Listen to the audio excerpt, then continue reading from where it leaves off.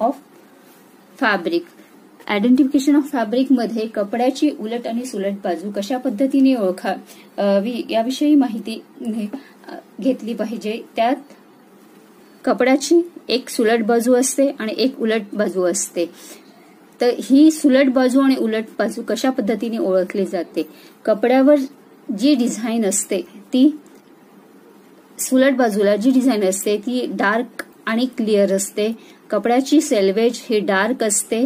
त्याच्यानंतर कपड्याचे जे पिल्स असतात म्हणजे किनारीला जे होल्स असतात ते दिसतात. त्यानंतर काही कपडे असे असतात की ज्याची उलट आणि सुलट बाजू ओळखता येत नाही. अशा कपड्यांची उलट आणि सुलट बाजू ओळखण्यासाठी वेगवेगळ्या त्याच्यावर स्टॅम्प कपड्याच्या सुलट बाजूवर वेगवेगळ्या प्रकारचे स्टॅम्प मारलेले असतात. त्यावरून देखील आपण त्याची उलट आणि सुलट बाजू ओळखू शकतो. त्याचप्रमाणे त्याच्यावर लावलेल्या लेबलिंग वरून देखील आपण कपड्याची उलट आणि सुलट बाजू ओळखू शकतो. आता कपडा कोणत्या प्रकारचा आहे ओळखण्यासाठी 2 प्रकारच्या टेस्ट केल्या जातात. त्या पुढील प्रमाणे आहेत. तर एक आहे बर्निंग टेस्ट.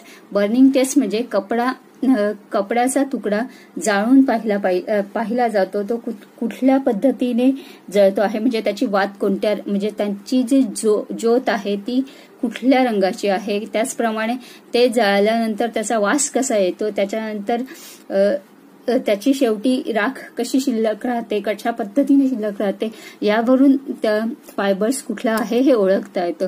त्याचप्रमाणे ड्राय टिअरिंग टेस्ट यामध्ये कपड्याचा छोटासा पीस घेऊन तो हाताच्या साहाय्याने फाडला जातो. स्लॅश करून फाडला जातो आणि त्यावरून देखील कपडा कुठल्या प्रकारचा आहे हे ओळखता येतं. आता कापड ओळखण्याची जी टेस्ट आहे त्यात बर्निंग, स्मेल आणि ड्राय टिअर टेस्टिंग याच्यामध्ये कॉटन आणि लिनन या दोघांमध्येच ड्राय टिअर टेस्टिंग केली जाते.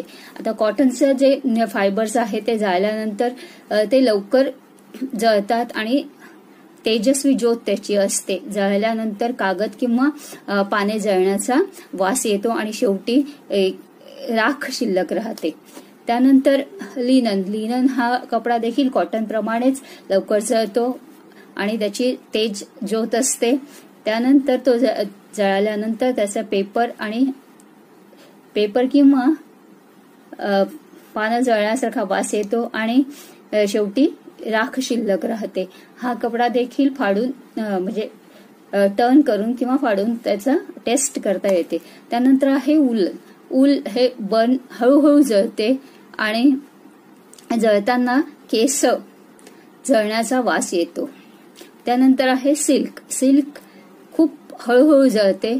त्याचा केस जळण्यासारखा वास येतो आणि केस किंवा पानं जळल्यासारखा वास येतो आणि शेवटी बारीक बारीक राखेचे गोळे असे शिल्लक राहतात. त्यानंतर आहे पॉलिस्टर हे मेल्ट होतं म्हणजे आपण ते पेटवल्यानंतर त्याचा असा गोळा तयार होतो, मेल्ट होतं किंवा त्याचा वितळतो तो भाग कपड्याचा आणि त्याचे वास येत नाही आणि त्याची स्लो म्हणजे एकदा हळूवार ज्योत दिसते.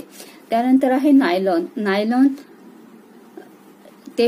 तेही आपण पेटवल्यानंतर ते असे एकत्र जमा होतं, श्रिंक होतं म्हणजे पेटवल्यानंतर त्याचा असा गोळा तयार होतो आणि ते जळताना वास येत नाही आणि शेवटी कडक असा गोळा तयार होतो.